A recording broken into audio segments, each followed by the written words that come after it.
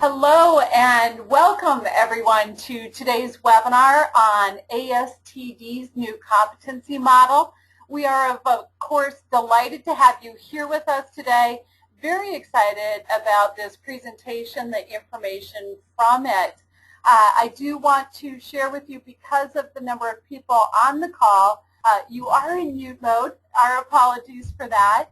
We do want to invite you to ask questions. So the way to do that is simply type them in on the question panel for the webinar system. We will be monitoring those questions as we go and absolutely invite those. I want to thank both Kristen and Jennifer for being here, taking the time to share this information and talk with us about ASTD. Kristen is a Senior Manager of Communications, and Jennifer is the Senior Director with Credentialing. So Kristen and Jennifer, thank you and welcome. Thank you, Kathy, very much. This is Kristen. Hi, everyone. Thanks for joining us. We are very honored and privileged to be able to share with you a little bit about ASTD to begin with, and then about the competency model. Jennifer's actually driving the webcast, and we are sitting in two different offices, so I will ask her to go ahead and advance to the next slide. And we'll give you a little bit of background on ASTD. ASTD is the world's largest organization dedicated to the training and development field.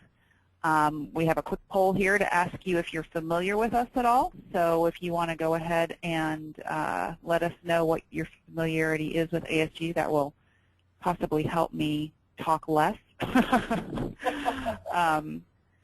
I'm kidding. But yes, we would like to actually have a little bit of an idea of your familiarity with ASTD.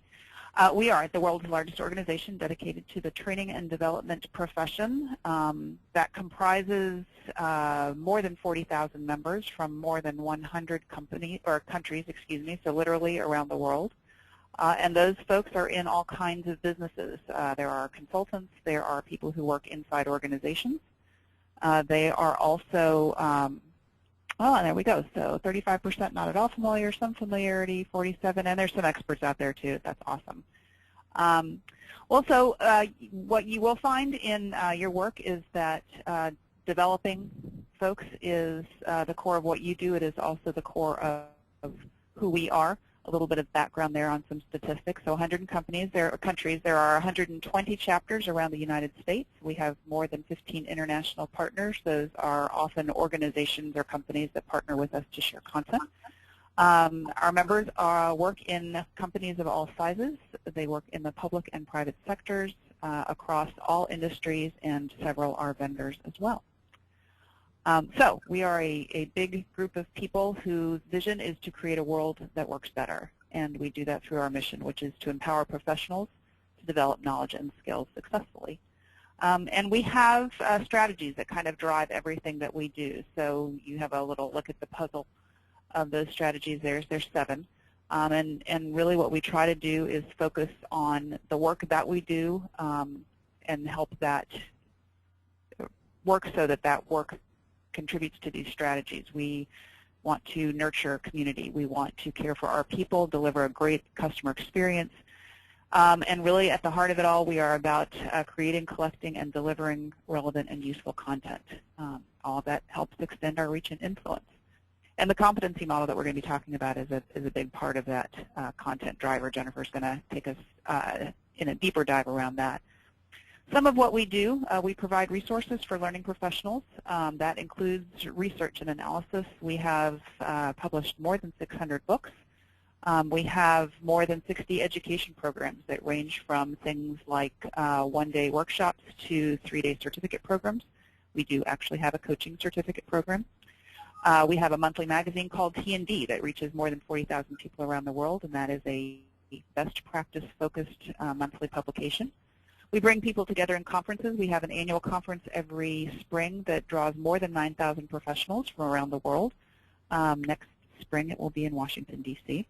We have other smaller conferences that are focused on more narrowly focused. So in December, or January, excuse me, we'll have a conference in Las Vegas called Technology, which is kind of where the intersection of technology and learning happens. We refocused our efforts around a communities of practice model, and we have 9 of those communities of practice, and we really did that so that people could find resources and content that is relevant to them a little easier. We've been around for 70 years, so the amount of content that we have is mind-boggling, actually. When you're the communications manager trying to support it all, you have a pretty good sense of what that looks like. But we do offer professional development opportunities for learning and performance practitioners. Several things focused on coaches specifically. We are also in the business of recognizing and sharing best practices, and we do that through some of our awards programs. Our members, here's the membership plug that you have to get from me because it's my job.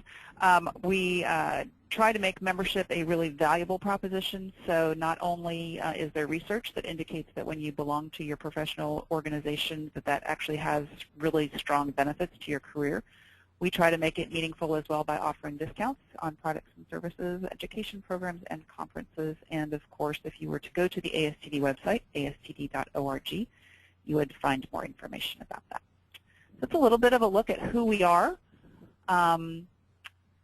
If I'm reading things right, I'm going to turn it over to Jennifer now, who's going to step you through the agenda and what we hope to accomplish for the remaining 50 minutes of this hour. Thank you all again for joining us. Thanks, Kristen. Hi, everyone. This is Jennifer Naughton. I have been at ASTD since 2003, and it has blown by very quickly. Part of my roles and responsibilities at ASTD are, on the one hand, to develop and lead the team that updates the ASTD Competency Model, which we'll be talking about here, and my other hat is to run the CPLP certification program, which was launched back in 2005 in pilot form and operationally 2006. So I'm glad to be here. I'm privileged to be here, and I'd love to talk to you a little bit more about the competency model. So let's, without further ado, let's talk about the agenda. So you learned a little bit about what ASTD has to offer coaches and trainers from a services perspective, community of practice, and so on and so forth. I'm going to talk a little bit about the competency model and what resources there are for trainers as well as coaches. So what does that mean exactly? It means we're going to explore some of the key competencies needed for success across the entire training and development field and for coaches specifically. What the competency model describes really, when you get right down to it, is what the training and development profession entails, like which competencies, which functions it entails. And you'll notice that coaching is one that stands very firmly within the 10 areas of expertise. So training and development is a very broad field, and included among it is coaching. So we'll talk a little bit about the broad T&D field, what functional areas there are, what are the competencies that are needed, and then we'll talk more specifically about coaching. So it's really a competency model is only as good as the tools and the applications to support it. So in order to give it legs, we're going to give you some practical tools that leverage the competency model and help you maximize your career growth and professional relevance. Whether you're on the path to developing trainer competencies or maybe you want to deepen your competencies in coaching, we'll be able to address both of those. So here's another opening poll here. I would like to get familiar with you a little bit now that you've heard from me. So how familiar are you with competency models in general? So you'll notice choices there, not at all, some familiarity, and I'm an expert. So if you could just spend a little bit of time to let us know. We're going to go ahead and share the poll results in a moment. Okay, let's see. Take a look. So I can't actually read the percentages. Kristen, can you read the percentages off? Yeah, about 15% are not at all familiar. We have 55% with some familiarity, and I'm an expert at 30%. Oh, excellent. Great. Oh, cool. Good. I'll go ahead and ask you another question first before I start diving into my little spiel here. Opening poll number 3. Do you currently use competency models? Are you planning to use them in the future, or are you really just exploring and want to learn about them? Those are the options. Please respond. We'll take a moment again to go ahead and share the poll results. Yeah, we've got 86% voted. Okay, I'll go ahead and get those up. There you go. Okay. that is the using them. So we have currently using them 15%, plan to use them in the future at 30, and just exploring at 55. Okay, great. Perfect. Thanks. Good. We have a nice mix of people on the phone, people on the that are listening here today. So I will try to address your questions as we go. We'll probably end up addressing most of them at the end of the presentation, but feel free to type them in your chat box so we can calibrate accordingly. All right, so basically what is a competency model? And a competency model essentially boils down to two things. One is a graphical illustration of what knowledges, skills, abilities, and other characteristics are needed to be successful. So a graphical illustration and then a listing of the competencies, otherwise known as knowledges, skills, abilities, and other characteristics to be successful. So if I had to put it in the form of a question, it's really what competencies do you need to be successful? And then it just gives you a picture that illustrates what those competencies are. So there's two parts to what a competency model is. In our case here with ASTD, we have defined it according to the profession at large. So as opposed to being a competency model for an organization, which many of you or some of you are familiar with, this is actually ASTD, since it's an organization to serve the training and development profession. It's an industry-wide model. And what does that mean? That means it really goes very broad and it goes fairly deep into all of the functional areas that are contained within training and development. It also means that we cover competencies everywhere from chief learning officer to coaches, certainly, all the way down to people who are doing more of a coordination or an individual contributor role. So the point here is that it's a very broad and it's a very deep model, and we'll be talking about, how do you break it down and how do you apply it to you towards the end of the webcast, because it can get a little overwhelming, but never fear, because we'll break it down and give you some tools so that you can apply it to you and where you are in your development and where you want to go. So let's talk now about slide 12 here. Competency models, what are they? What's their benefit? And essentially what they are is they really just help you make good decisions in organizations around your people strategy. They also help you to provide a framework so that you can build your talent, and they help you assess the talent of your workforce. And as individuals, they help us develop our own professional credentials, or really our competencies. So what we do is we assess where we are, where we're going, we size up the gap, and then we go ahead with professional development efforts and so forth to try to close them. And what we can do is, as far as coaches go, we can also take a look at it from a different perspective, is that if we're serving clients that are in the training and development industry or those that are business professionals, we can also ask these same questions of them and use some of the key components in the competency model to help them as well, to the extent that it relates to them in their professional career. So fundamentally what it does for organizations just really gives you a people strategy. And then what it does for you as an individual is help you to identify where your gaps are and close them. So let's talk a little bit about what we're going to really refer to today. And we're going to talk about it as a competency model in a career development standpoint, from a career development standpoint. So how can you use it to build your skills, or maybe build the skills of others, and especially around folks that are in the training and development capacity and coaching capacity. The slide here, it's a visual, just gives you an understanding of all of the different areas that competency models touch in organizations. So there's a lot of applications. Sometimes I refer to it as it goes from cradle to grave as far as organizational life cycles go. Another way of describing it is it helps you select and retain talent. So what it does is it really helps address all of the areas of really the talent management pipeline, if you will. So the one we're focusing on today, again, is career development. But the point here is that competency models are really great. They're great tools that can help you in a lot of different contexts within organizations.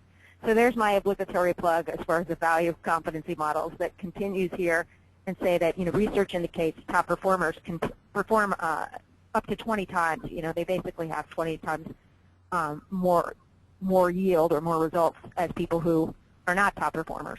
And really, when you come right down to it, competencies are all about getting improved productivity. And my assumption here is that for those of you who are coaches or are pursuing a coaching path, you know this. You live this and breathe this. There is definitely a difference between some of your people who are higher performers versus some that aren't as high. And it really is you really are talking about an exponential contribution whenever you're dealing with your ideal performers. So competency models help you try to get there as far as creating ideal performers and also building skills and talent for people who aren't. So this is the 2004 model, and the reason why I'm providing it is just so you can see where we were in 2004. Visually, there's a lot going on here. We'll contrast that in a moment with where we are with the 2013 model that was just launched in January of this year. But what I want you to notice is that that there's a lot of layers, a lot of complexity, and quite frankly, there's quite a bit that we need to know and do as training and development professionals. Not going to spend a lot of time breaking this down since we've shifted to the 2013 model, but I just wanted you just to have a concept of where things were. One thing I will point out is that this is the 2004 model preceded the 2013 model. And there really is the ASTD has a long history with competency models, starting back 3 decades ago. ASTD, as I've come to learn through my research, was actually one of the pioneering organizations in competency models in general. So they helped sort of shape the competency modeling industry, if you will. So they have a long and illustrious history as far as competency models go. And so when you look at competency models, you can also take a look and see how the profession has evolved over time. And it's pretty interesting to see that from that perspective, out of the scope of our conversation today, but it's very interesting to see how the profession has changed and evolved. We're going to talk about some of those changes in a moment. So what has changed? So there has been a tsunami of change between 2004 and 2013, and I know those of you on the phone and those of you listening as coaches, I'm sure you've experienced this as well. A lot of your jobs have been upended somewhat by a lot of the changing forces that have surrounded us and engulfed us in some cases. We will always prevail. Some of these factors that have triggered the 2013 revision were definitely around the recession and economic uncertainty, digital, mobile, social technology advances. That's a mouthful, but we all know what it means, and I think we all are pretty familiar with those, as well as some of the demographic shifts in our workforces and globalization. So these factors really have disrupted conventional notions of training and development, of our role, and also the competencies needed for success. Just think about it. In 2007, the iPhone was introduced, and in 2004, back to our earlier model, Facebook didn't even exist, or if it did, it was a glimmer in the eye of Mark Zuckerberg and his Harvard dorm room. So, you think about the world and what it looked like in 2004, and now, not even 10 years later, how much different it is. And when we think about that, we think about what is it that we've had to absorb and learn and assimilate in order to adapt to our environment. There's been quite a bit. So what I'd like to do is kind of focus you in on some of the key areas of where things changed. But this is the 2013 model. So I want to break it down first so that you have a conceptual understanding of the next set of slides and where we're going to go from there, but also so you know the parts. So at the bottom, you'll see the foundational competencies.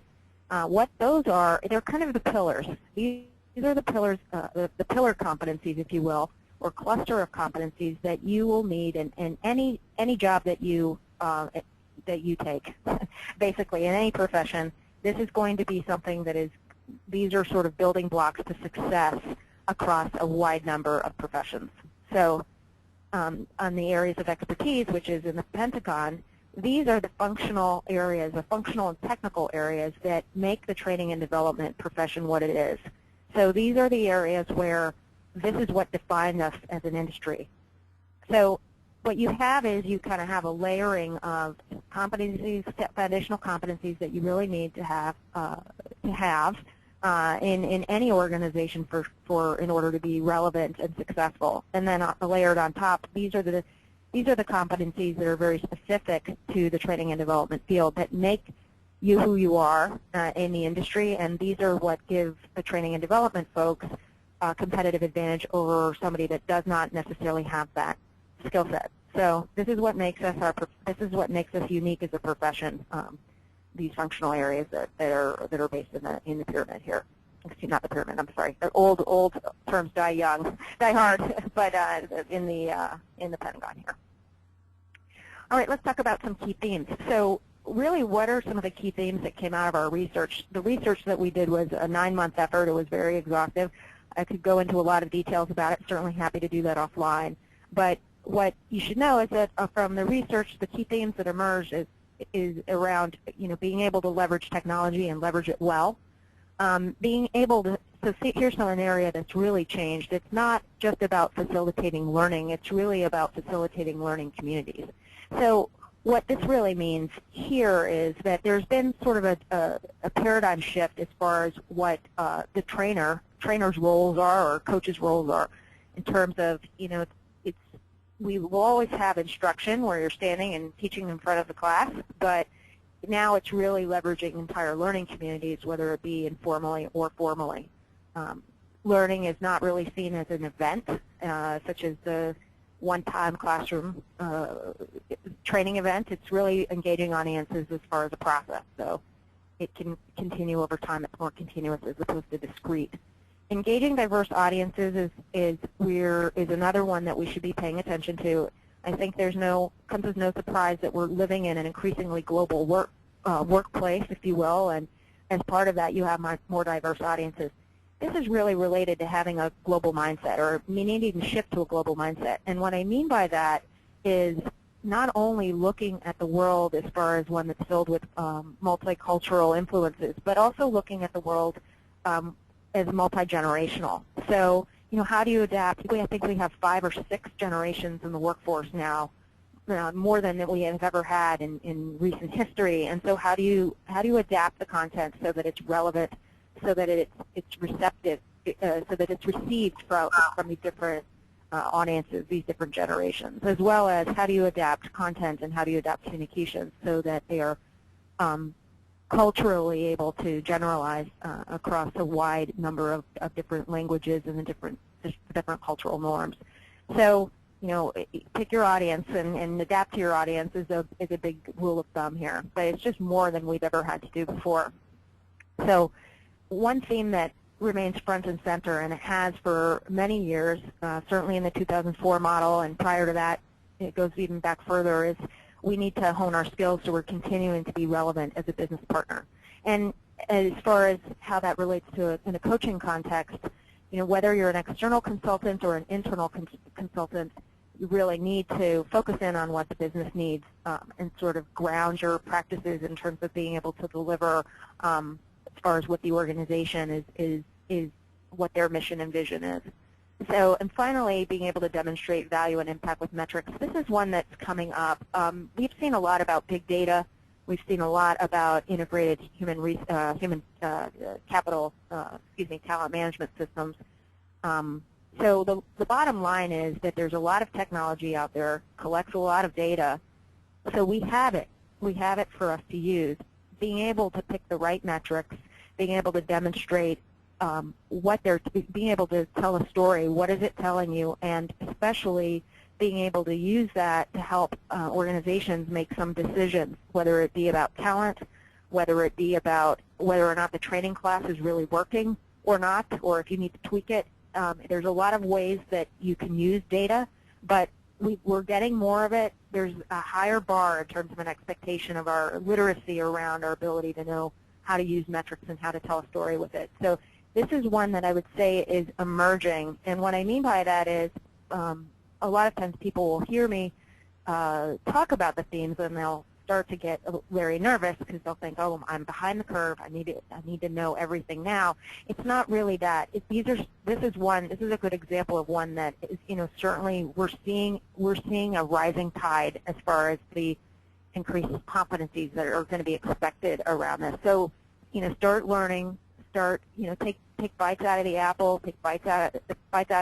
but just make sure that you're taking steps to increase your literacy as far as metrics go. You don't have to learn everything all at once, but just know that these are hot areas that you're going to want to pay attention to and start building your competencies in these areas, especially as it relates to your particular role or position. So one thing I'd like to point out is that for those of you who are coaches, you'll notice, I would imagine that you're noticing that this relates a lot to how you're currently, the skills that you currently have to be successful.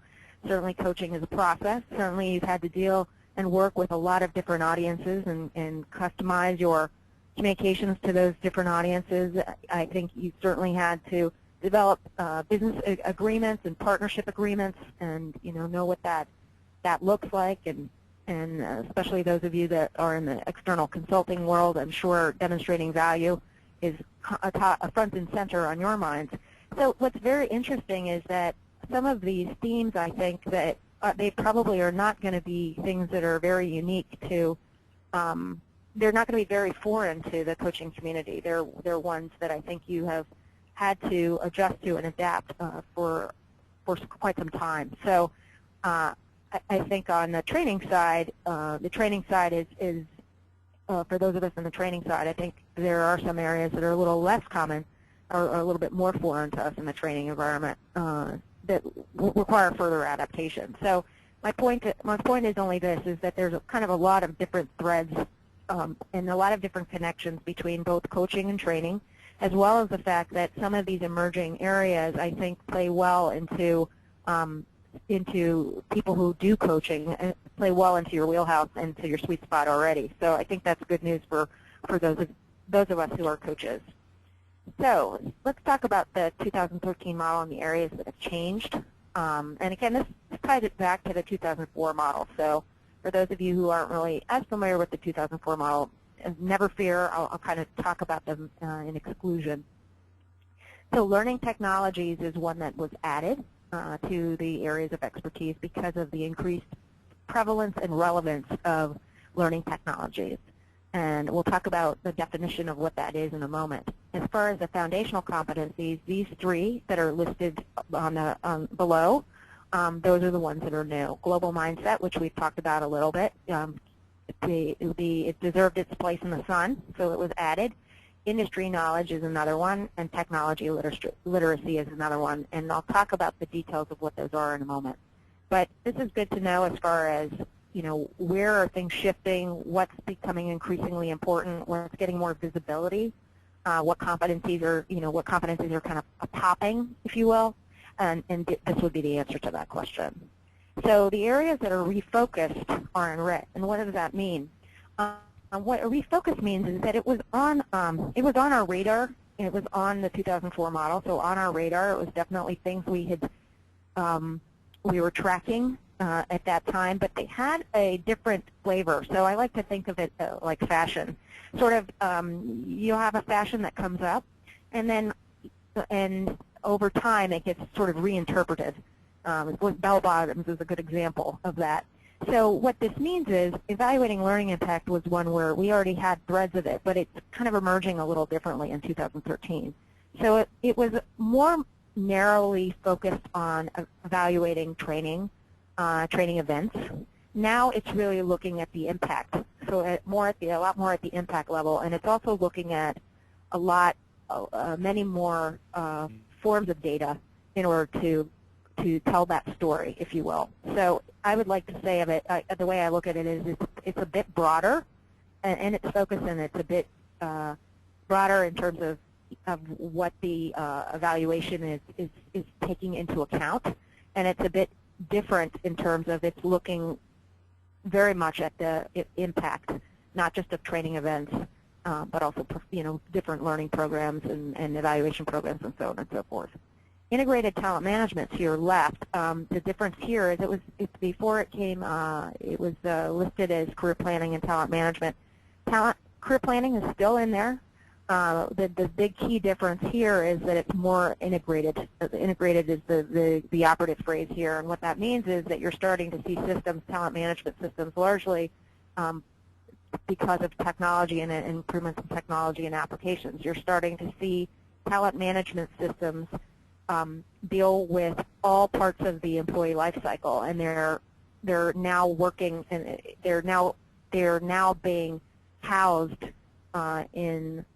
they're being housed with one or two solutions versus having multiple solutions. So what that means is that data is going back and forth talking about all aspects of the employee life cycle. whereas before they would sort of be looked at in isolation, such as selection would be looked at in isolation from training. Training would be looked at in isolation from performance management, and so on and so forth. But now what you're seeing is a move towards integrating these systems so that they can pass data back and forth. And so this is very the point that I'm raising here is that the ability to understand data and to have your learning, understand the analytics and data and metrics and so on and so forth will start to play out in integrated talent management systems, especially as they grow to be increasingly integrated in the future. What data do you need? What data is important? You're going to have more of it. So what data is going to be important so you can tell the story? Now you're going to have access to different kinds of data, and it's not going to be siloed off. So these types of things are coming. So the red are again, these are refocused areas, and as I mentioned before, they're areas to pay attention to. Does it mean you have to know everything about it today? No, absolutely not.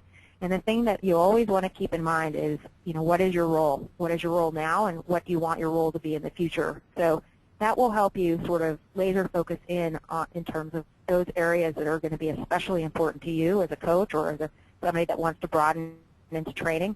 You need to evaluate, how relevant are these areas to where I am and where I want to go.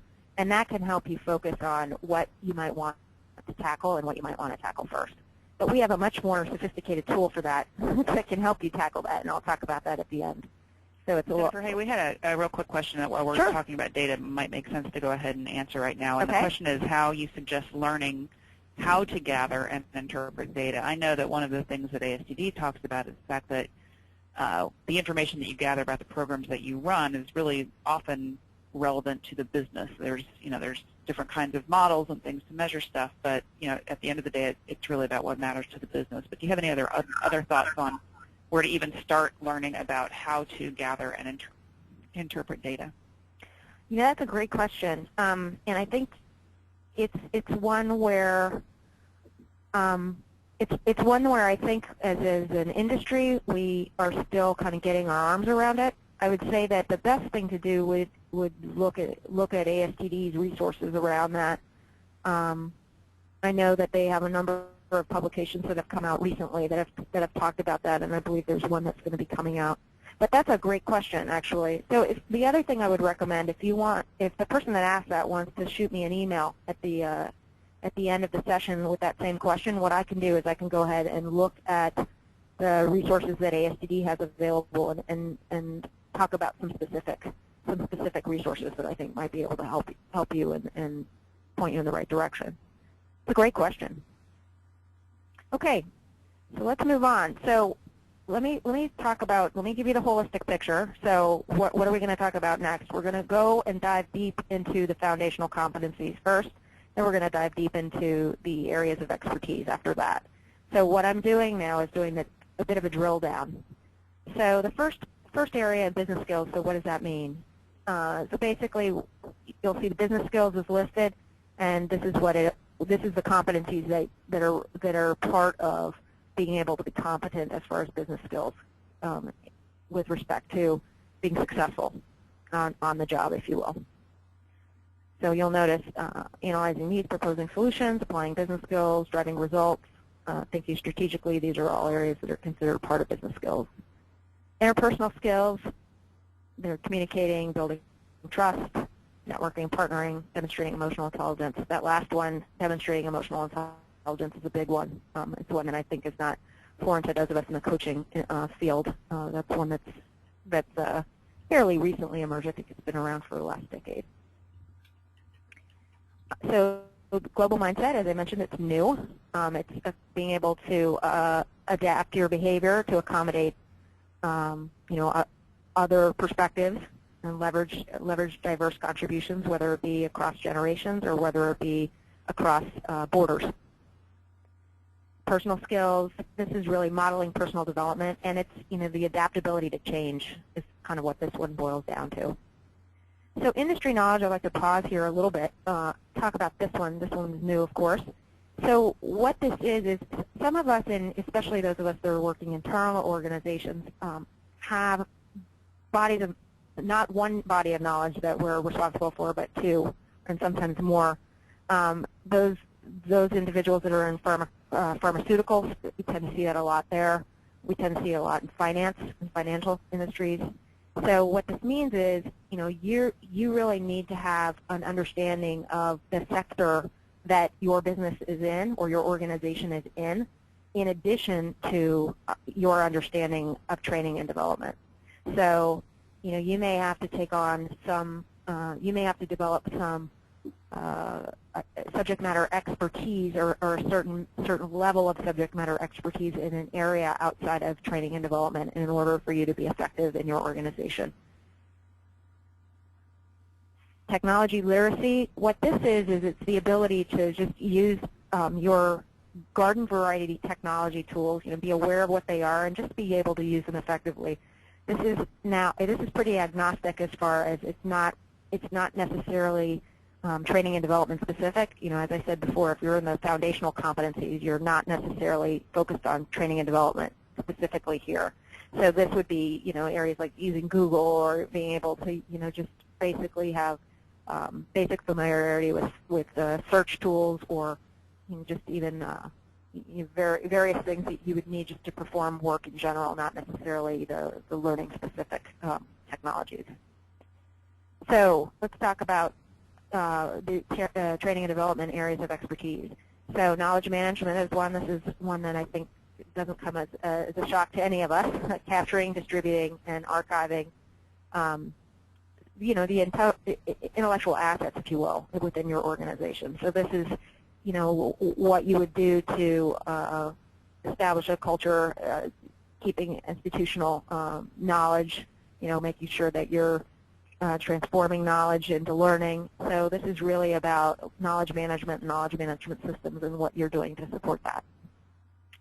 Change management is really going from current state to desired state, at an organizational level, making sure that you're integrating change into organizations and organizational cultures and being a change agent.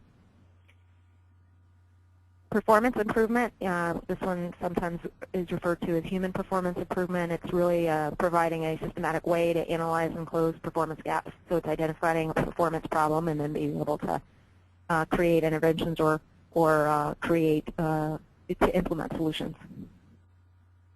Instructional design, this is basically around designing and developing learning solutions using a variety of methodologies. And I will point out that one of the themes that's come out loud and clear is that there are two types, informal and formal, of instruction. But the informal component is starting to really, it's always been there, but the informal component is definitely starting to be, I would say, increased emphasis. So there still is classroom training, and absolutely still need to be able to design to that, but the informal ways of learning are really ones that we should be paying attention to and including as part of the overall design for our instructional programs. Training delivery, again, is the ability to deliver informal and formal learning solutions. So this is, as opposed to instructional design where it's on design and development, training delivery is on the delivery side. So it's for those of us that are in that particular, that is our role, or we would like that to be our role. It's really about understanding how to use the wide array of learning platforms that are out there and the different ways of being able to deliver. Learning technology. This is so different than technology literacy. This learning technologies, again, because it's a functional area, this really relates to the ability to use learning technologies effectively across all of the relevant areas of expertise. So it's not only about what technology is appropriate for the problem or the opportunity at hand, but it's also knowing when or when not to use it. When, if there's a situation where a learning technology is not going to be an ideal solution for something, then knowing when to have restraint. Evaluating learning impact, I think we talked about that pretty well. Managing learning programs, this is all the way from providing leadership to the learning function to implementing training projects. So it's everything that's included in leading a function to running a project that it relates to learning. Integrated talent management. So these are really about building the organization's culture, capabilities, and so forth through people development and strategies, and being able to, equip managers to develop their people. Also, to make sure that you're using talent management analytics to show results and impact on the business. Coaching. This is the one I think most of us would be familiar with. So the coaching competencies really relate to applying a systematic process to improve and set goals, take action, and maximize strengths. And this is coaching that the context in which this has been written is really, it's focused a bit more on the business side versus sort of work-life balance or life coaching, but it does still include life coaches, but it is a bit more, I'd say, focused on what I would call, in double quotes, kind of the business coaching side. But the competencies are universal to coaches, also whether or not you're an executive coach or coaching at another level of the organization. I would like to point out that these competencies, these coaching competencies, have a very strong foundation in ICF's coaching competencies. In fact, they're very strongly aligned both in the 2004 version as well as the 2013 version of the model. So these really were rooted in a lot of the research and the science of the competencies that were identified and defined by ICF. So, and that was done intentionally because they were very solid, and this is basically just mirroring. To a large extent mirrors what was originally defined by ICF. So I would be curious as to what your reactions are, whether or not you think it's complete. There were things that surprised you. If there was something you thought would be in there and you just didn't see it. If you want to chat that in, we would love to see what your reactions are to it. And certainly if you have any questions as well, we would like to address those. So, typically the questions that I get at this point are, how can I apply this to my own career? And for you all in the coaching industry, I think you have another way of looking at it is, how can I apply this to my clients? Where do I start? And then a lot of people at this point are like, all right, I'm overwhelmed. There's so much changing. There's so much. Help me. So never fear. There are tools, and the tools are great. And I love. I'm a fan, even though I'm an employee of ASTD. I'm also a member, and I was a member before an employee. And I'm a big fan of the tools that ASTD provides, the practical tools to help realize the value, and in this case, realize the value of the model. I'm going to talk about a few of them. So basically, part of what ASTD offers, and that's aligned to the model, are what you see here. One of them is credentialing, and CPLP certification is really validating your skills around the model. And educational programs help to close gaps around the model. And then Career Navigator and CPLP, I talked about CPLP. I would also mention CPLP prep is preparing for the CPLP exam. Sorry, I forgot to mention that at the time. But Career Navigator is one that can help you identify what your gaps are in order to close. So all of these offerings at ASTD align back to the model, so that the concept here is, starting with the upper right, you identify with the Career Navigator, you identify your gaps. With ASTD education, you're closing your gaps, your skill gaps, and then when you're at the point when you want to validate your competencies in these areas and you want to go for certification, and I'm talking about training and development certification, the broader, you prepare for it, and then you go forward with the testing. And there's a number of different hurdles, but I'd be happy to talk offline with any of you about the CPLP program. But this is kind of the flow of things. But let's, for many of you, I think that you're looking at it from a career development standpoint, and I want to focus on the Career Navigator because that is the tool I think that's going to help you the most as far as being able to close gaps. So what it is it's an online tool, and it helps you assess your skills and create a development plan to close your gaps. Then what it does is it goes further by providing you recommended resources at your fingertips. Now, I'm not going to talk about this. I'm going to show it to you in a moment here. So this is sort of the panel. This is once you log in, you basically you have you have a landing page, and I'm going to talk a little bit about the self-assessment, which is off in the left corner in the green box. So an employee assessment would basically look at the competencies, which you'll see in the first row. I want to use my cursor so you'll see the competencies. In this case, business skills, a foundational competency. Training delivery was a technical competency or an AOE. And then it gives you the task, the drill down tasks that are involved, or the skill that's involved that's aligned to each of those. And then you rate yourself in terms of what your proficiency level is. So it's a self-rating. And then, so what it does, I'm not sure if you can see this here because I've got my, I have my little control screen blocking, but I think you can see it.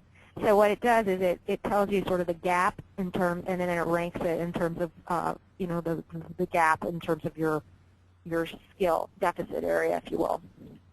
So it helps show you where there's deficits, and it also kind of gives you a prioritized ranking of, you know, how big that gap might be from how big the gap is. All right. So then what it does, and this is what I like, this is the exciting part, is because what it will do is it will start to tie the resources that are needed to close that gap. It'll tie it directly to that particular skill set. And it's pretty, you'll notice the skills are written in a way that's pretty granular. So it's really honing in on, you know, very specific parts of the overall competency, such as, you know, leveraging diversity through emotional intelligence, collaborates with learning design project members. I mean, these are very, very specific skills, if you will. They're written very, very much at a granular. I mean, they're very granular. So that's one of the nice things about the tool, is it doesn't just sort of give you a sort of a generic or aggregated competency and then give you some resources. It really does. It really kind of slices and dices it pretty finely. So that was just a display of the tool. But what I would like to point out is that there are many more tools that are out there if you want to apply your competency model and customize a competency model for your organizations. If you're involved in that, there's tools to help you. There are also more tools about how to use competency models in an organizational setting.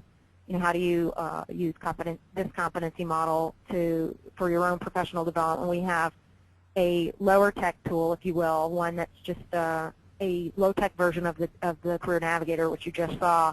That's just a job aid. It's a 2-page job aid that's very easy to fill out. So if you have any difficulties accessing the Career Navigator, feel free to use that as an alternative. Where you're going to be able to find it is at this link, www.astd.org/model. That's where you'll be able to find the job aid to apply to your own professional development. Like I said, if you're unable to access the Career Navigator, or if you want sort of a lower tech, you know, lower time, less time to take the tool, you can find it there along with many articles and so forth, and they're all available for free. Here are some of the archived webcasts if you really got into like the value of competency models and want to apply them in your organization, or you know, want to know what different kinds of models that are out there and how you build them and how you customize them and how do you plug them in and how do you roll them out. These are some good archived webcasts, and these are completely free. So in summary, I hope that I was able to, for those of you who are, especially for those of you who hadn't been exposed to competency models, or those of you on the fence about implementing in your organizations, I hope you were able to see some of the value of having a really nice systemic a tool, a model which gives you a tool to kind of wrap your talent management strategies around and help you increase individual performance up to 20%. So I hope you see the value of competency models.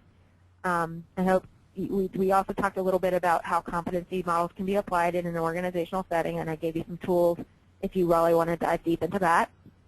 We talked about some of the changes, some of the trends and drivers which changing the training and development profession, and some of the emerging competencies, what's new and different. We discussed the importance of foundational competencies, especially those of the business partner, that will always stay current and front and center. We talked about the coaching area of expertise and some of the competencies that are used for coaching, and we also talked about that those were kind of rooted in ITF competencies. And then we discussed one way to assess professional development with a tool that's aligned to the ASTD model, and that tool is called the ASTD Career Navigator, and you have links to that so you'll be able to use it. So I've been doing a lot of talking, and I'd love to get some questions. Kristen, were there any questions in the queue? We actually have a couple. One, validation of what we all know to be true, which is that training is not an event, it's a process. So we appreciate that. We know it's true. It's not a thing. It's an ongoing thing. There's a question about tools and resources. So the question is for coaches who may not be competent with areas such as virtual learning, does ASTD provide members with suggested resources, platforms to use, et cetera? And the short answer to that is yes. And I believe that Jennifer's offered her email address for her to follow up with folks. But Jennifer, do you want to talk a little bit about spinning up with the resources that ASTD offers? Sure. Well, I would say I'm going to talk kind of in general terms. But for those of you that are looking for kind of to get your feet wet in a certain area and looking for a very practical tool, I would my recommendation, and this goes back to the days that I was a consultant, so I'm saying it from a consultant's point of view and a member point of view, not an employee point of view. But I would definitely take a look at the InfoLine series. Very practical, very, they're usually 10, 15 pages. They give you a nice exposure to an area that you may not be familiar with, and they really break it down so you can implement pretty quickly.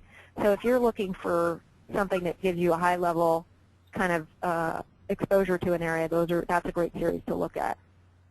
Aside from that, I would say, it kind of depends on really the area that you want to focus on. But I would encourage you to take the Career Navigator, go through the Career Navigator, and that will, I think, that will essentially do that connection for you.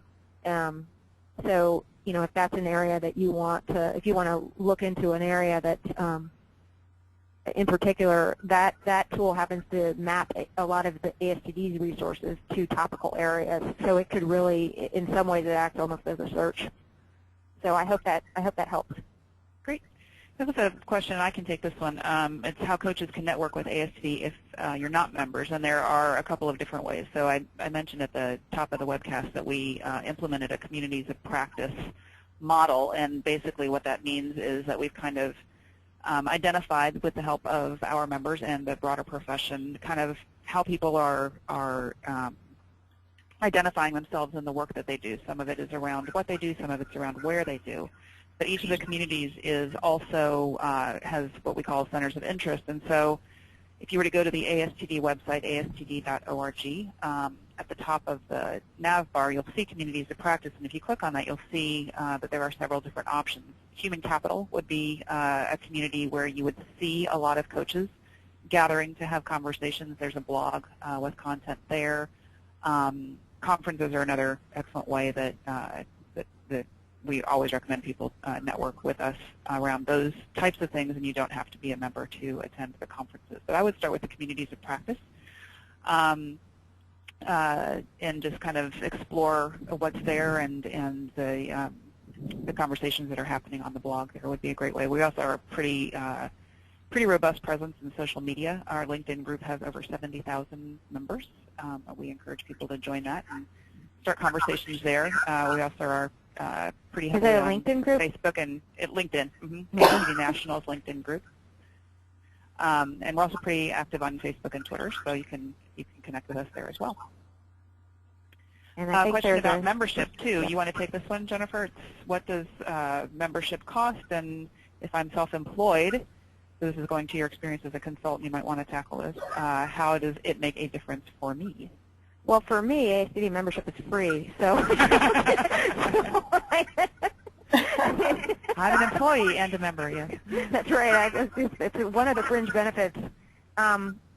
Do you want to cover the cost, and then I can talk about? Yeah, our membership right now is at $199. We will be implementing a new membership model in 2014, so people that join in 2013 will be upgraded to the fancy membership model. From a perspective, also having been a consultant at a couple points in my life, the value is really in how well you use the resources and taking advantage of discounts and things that are available only to members. So we have a lot of stuff that you can buy, but we have some special stuff that is just for members, and we try to make that a valuable part of the experience of being a member. Yeah, I'd say, you know, with the if you're self-employed, how does it make a difference? Well, I think for whenever I was as a consultant, I would say just the discounts on the publications alone was more than made up for the price of membership. It was just that was one thing just right out of the gate. But I'd say one of the others is just really the networking ability and you know, the ability to network with other members, especially other members in areas that I didn't necessarily have a lot of expertise in. And so I would find that it would help me to build sort of, I would have access to people who had skills in other areas than I did, and it would allow me to sort of broaden my horizons in that respect. So those were some of the those are some of the reasons for me. Great. Question about how to access our research results. Those are on our website as well. The research reports are, if you go on the Publications tab on the ASTD website, you'll see a link to research. Going back to membership, all members receive free white papers of all of our research reports. We will also be releasing the State of the Industry report shortly, which kind of is a big, gigantic look at the major trends and drivers and how people are using training around the world. If the question is about specifically about the competency model, the one, I'll go back to that slide. They have the it's the ASTD Competency Study. That's the picture of the book, the BOOK, as I like to call it, and that's available through the store. Okay, and then I think this is our last question, which is great because we have like 2 minutes left, which is, do local ASTD chapters want speakers that are coaches? And absolutely. Our 120 chapters around the country do regular monthly programming, and there's actually a speaker bureau or speaker portal for those for people who are interested in speaking to ASTD chapters. Again, if you go to the ASTD website and click on the chapter link, you will find a link that will take you to what they call the Speaker Bureau, and you can enter your information in there and let chapters in your area know that you're available to speak. You know, that kind of raises an idea kind of came to my mind when you were talking about that, Kristen, and I'm thinking just in terms of, you know, oftentimes, you know, what do trainers and coaches have in common, and really they're addressing performance gaps. But sometimes, so where I'm going with this is that I think, you know, trainers and coaches are great partners in business together. Trainers might often address sort of more in terms of how do I get individuals the education to close that gap. But there are other things that sometimes are needed. Like there may be more one-on-one individual coaching that's needed to work on individual skills. Oftentimes there, you know, from a training standpoint, you know, there's programs and different things that they can talk about, but on the more informal side, coaching may be necessary. So I like I do think that there's a great partnership, and there are great niches that work well together, whether you want to wear two hats, or maybe you want to find trainers that you can work with and provide complementary business solutions. I just think there's a real nice marriage. Yeah, I definitely agree with you on that. There was one final question that I saw pop in on research around coaching, and my recommendation would be the slide that's up that has astd.org/store. If you go to the store and put in the word coach, you will basically get a large amount of information there on the kinds of resources that we have available on coaching. I know we did just do a study on mentoring, not quite the coaching specific thing, but the mentoring piece of that. So we are always, and in 2014, I believe we're going to be expanding that research base as well too. So what's interesting, do you see the statistic? There's a statistic that's in the chat box about it's from AMA. The statistic is training equals 20% improvement, training plus coaching equals 88% improvement, which is pretty. Yay! Yay for training and coaching. Yay. I think that's a good note to close on. Awesome. Fabulous. lots of great information and definitely appreciate that. So thank you, both of you, very, very much. And I know others are saying thank you as well. I'm guessing you're going to hear from a few people just based on some of the other comments that came in. So Jennifer, thank you for putting your email address up there. I believe you've covered all of the questions that came in. If anyone has an additional question, please feel free to type it in, raise your hand. And of course, Jennifer has volunteered. Her email address is there on your screen. If you have additional questions, reach out to her via email. Several of you have asked about this presentation. I will be sending you a link to the recording on the YouTube channel. And in addition to that, if you actually want the PowerPoint handout, Kristen and Jennifer have said that we can share that with you. So if you just email me, Kathy, I will send you the copy of the PowerPoint handout. So all of that covers you in terms of making sure you got all the information. So thank you very much. Thank you. Thank you, Kathy. Yes, thanks, Kathy, and thanks to everybody that was on the call. We appreciate it very much and look forward to collaborating with all of you. Excellent. Thank you.